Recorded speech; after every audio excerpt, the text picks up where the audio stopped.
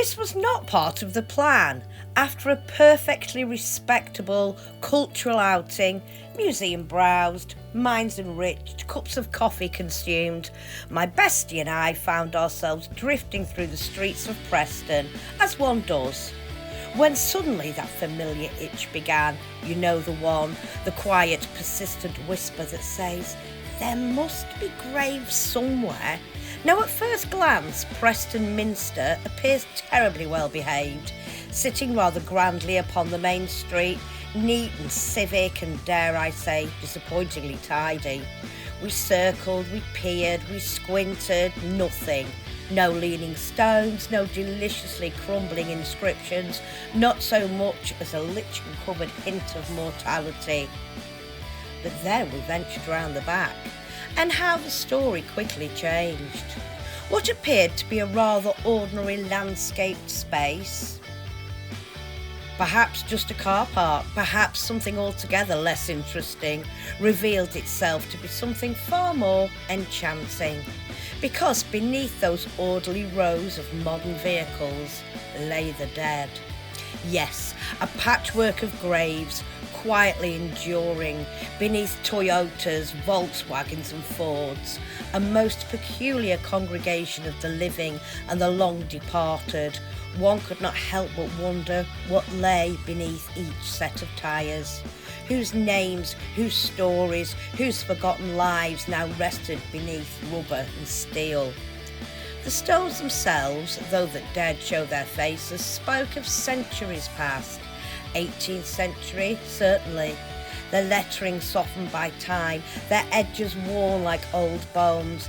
And then, oh what joy, a scattering from the 17th century. 17th! Those deliciously ancient relics, whispering from an age of plague, piety and powdered wigs. You can almost feel the history in them, the weight of lives long concluded, yet stubbornly refusing to be entirely forgotten. I did of course attempt to photograph as many as I could, weaving somewhat suspiciously between parked cars, crouching at odd angles, no doubt alarming the occasional passerby. But alas, so many were hidden, obscured, lost beneath the practicalities of modern life.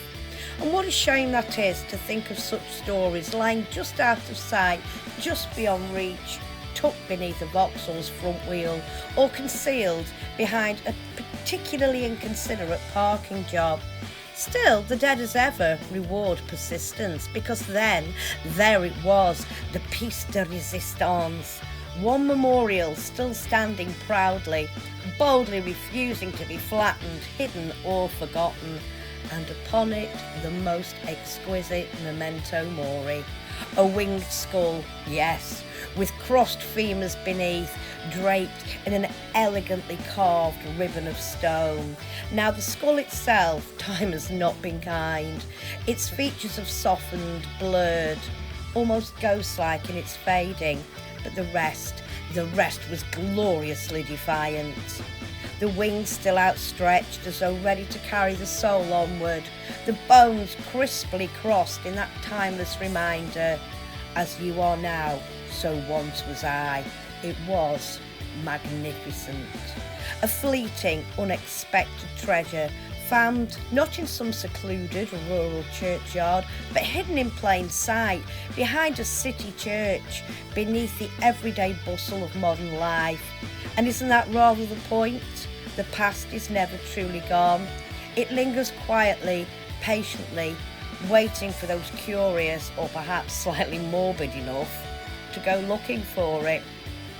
So yes, we came for culture, but we found something far better.